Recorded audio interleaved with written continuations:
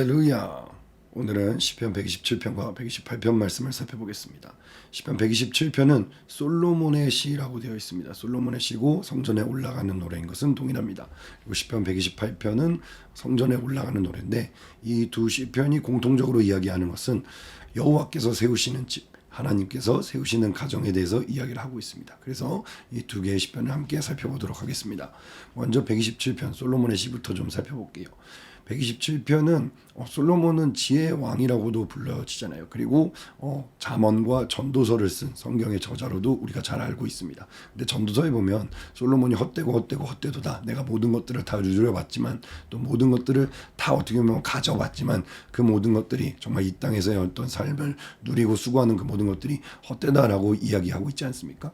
시편 127편 같은 경우에는 하나님께서 나의 가정을 세워주셔야지만, 하나님께서 나의 기업을, 나의 국가를, 나의 모든 조직과 교회를 세워주셔야지만 그 모든 것들이 헛된 것이 되지 않는다라는 것을 이야기하고 있습니다. 한번 볼게요.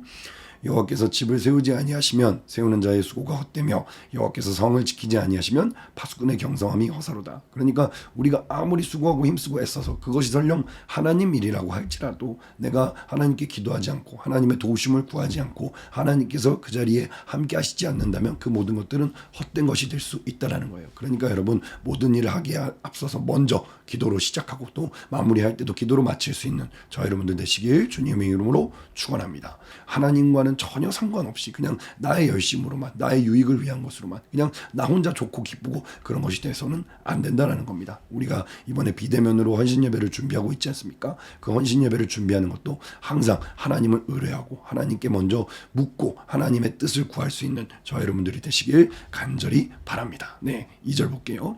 너희가 일찍이 일어나고 늦게 누우며 수고의 떡을 먹으며 헛되도다. 왜 이것이 헛된 것이냐? 하나님이 안 계시다면, 하나님이 정말 하나님께서 같이 세워주시지 않는다면, 하나님이 나와 함께 하시지 않는다면 일찍 일어나고 늦게 누우며 수고의 떡을 먹는 것이 다 헛되다라는 거예요. 그러니까 헛수고하지 마시고 미리부터 여러분들 하나님을 챙기시기 바랍니다. 하나님을 최우선순위로 여기고 하나님 뜻대로 가는 것이, 그것이 참된 지혜고 그것이 우리의 모든 수고가 헛되지 않는 길이다라는 거예요. 여기 보면 그러므로 여호와께서 그 사랑하시는 자에게는 잠을 주시는도다라고 돼 있는데, 이 말씀을 가지고 정말 늦잠 자도 돼, 하나님이 잠을 주시니까 나 예배 시간에 졸아도 돼, 하나님이 잠을 주시니까, 아니요, 그거 마귀가 주는 생각이고요.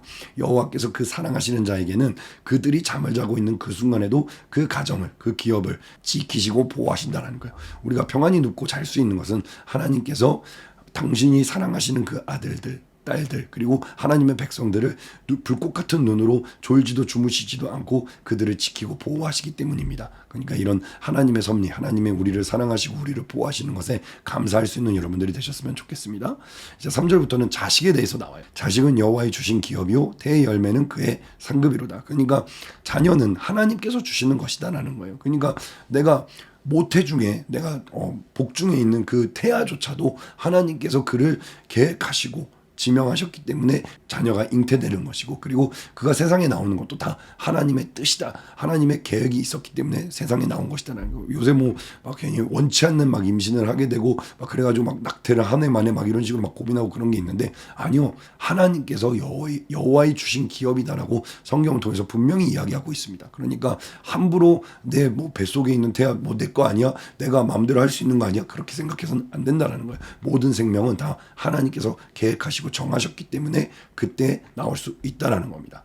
4절 볼게요. 젊은 자의 자식은 장사의 수중의 화살 같으니 이것이 그 전통에 가득한 자는, 그 화살통에 가득한 자는 복되도다. 저희가 성문에서 그 원수와 말할 때 수치를 당치 아니하리로다. 이것은 이스라엘 백성들에게는 아이를 낳는 것 자체가 하나님께서 주신 축복이다라고 여겨졌어요. 그래서 아이를 갖지 못하는 여자는 오히려 저주를 받은 자다라고 그렇게 여겨졌는데, 그 아이를 많이 가지면 가질수록, 자식이 많을수록, 야곱도 12아들이 있었잖아요. 이스라엘 백성들에게는 아이를 많이 낳는 것 자체가 축복이었다. 그러니까 아이들이 많다, 자기가 자식이 많다 그러면은 내가 성문에서 그 원수를 마주쳤을 때, 원수와 당할 때도 왜 자식들이 그렇게 얘기할 거 아니에요. 우리 아빠한테 왜 그래요, 우리 엄마한테 왜 그래요. 그러니까 자식은 누가 뭐래도 자기 부모 편을 들 수밖에 없잖아요. 그러니까 그런 것처럼 자식이 많은 자는 그만큼 하나님께서 그에게 축복을 내려주셨다. 하나님께서 그에게 많은 기업을 주셨다라고 그렇게 여겨지고 있는 겁니다. 그래서 원수와 말할 때 수치를 당하지 않을 것이다. 그 자식들이 다 너의 편이 될 것이다라고 그렇게 이야기하고 있습니다. 자식을 많이 낳게 해주셨어. 그러면 그 자식들을 키울 수 있는 재물의 복과 또 그 자식들을 키울 수 있는 능력과 지혜까지도 함께 주신다라고 생각했기 때문에 그런 겁니다. 그러니까 감당치 못할 시험을 주시는 분이 아니다라는 거예요. 또 제가 아까 얘기한 것처럼 뱃속에 있는 태아도 하나님께서 주신 것이기 때문에 우리가 함부로 그 태아의 어떤 생사여택권을 내가 스스로 가지고 있다고 생각해서는 안 된다. 시편 71편 5절 6절에 이런 말씀이 있어요. 주 여호와여 주는 나의 소망이시오 나의 어릴 때부터 의지시라.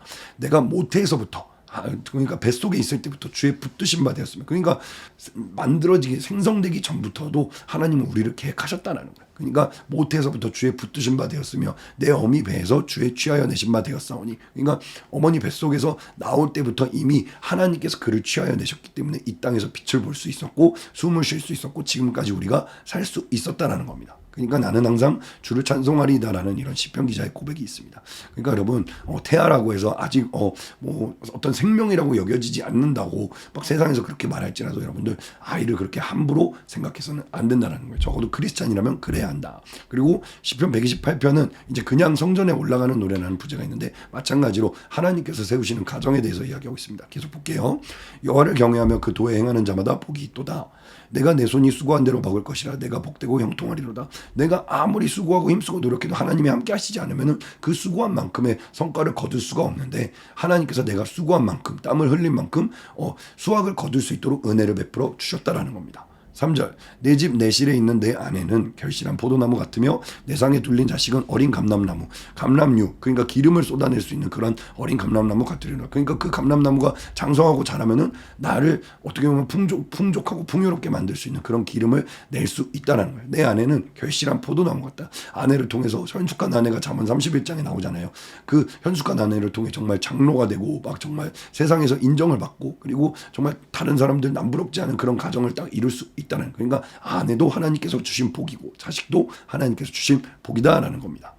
여호와를 경외하는 자는 이같이 아내와 자식들이 생기는 것 같이 복을 얻으리로다. 아내와 자식들이 결국은 하나님께서 베푸시는 복이다라고 지금 그렇게 시편 기자가 고백하고 있는 거예요.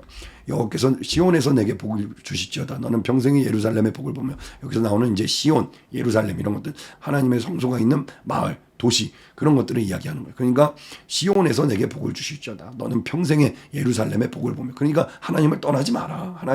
하나님으로부터 멀어진 하나님부터 떠난 그런 가정은 결국 이러한 복들도 하나님께서 다 걷어가실 수 있다. 결국 그들이 축복을 저주로 바꿀 수도 있다는 거예요. 그러니까 시온에서 내게 복을 주실 것이고 예루살렘 평생의 예루살렘의 복을 볼 것이니까 너는 하나님 곁을 떠나지 마라. 하나님이 떠나는 그런 가정이 되게 하지 말라는 얘기입니다. 내 자식의 자식을 볼지어다. 손주를 본다는 얘기죠. 내 자식의 자식을 볼지어다. 이스라엘에게 하나님의 백성들에게 하나님이 세우시는 그 가정들에게 평강이 있을지로다라고 얘기하고 있습니다. 사랑하는 대학부 여러분, 여러분들이 앞으로 또 가정을 이루게 될 것이고 또 여러분들 요새는 혼자 독신으로 지내겠다라고 생각하는 사람도 있고 비혼주의자도 있고 자식을 낳지 않겠다라고 생각하는 사람 물론 좋습니다. 다 좋은데 하나님의 뜻이라면 하나님의 계획이 있다면 여러분들은 생각지 않았던 배우자를 만나게 될 것이고 또 생각지 않게 또 자식을 갖게 될 수도 있는 거예요. 근데 그 모든 것들을 내가 현실을 부정하는 것이 아니라 하나님의 뜻이라면 그 모든 것들이 하나님께서 주신 복이라고 여기고 여호와께서 세우시는 가정, 하나님께서 만드시는 가정으로 정말 그 가정의 일원으로서 가장으로서 하나님의 뜻대로 여러분들의 가정을 이뤄나갈 수 있는 저 여러분들 되시길 주님의 이름으로 축복합니다.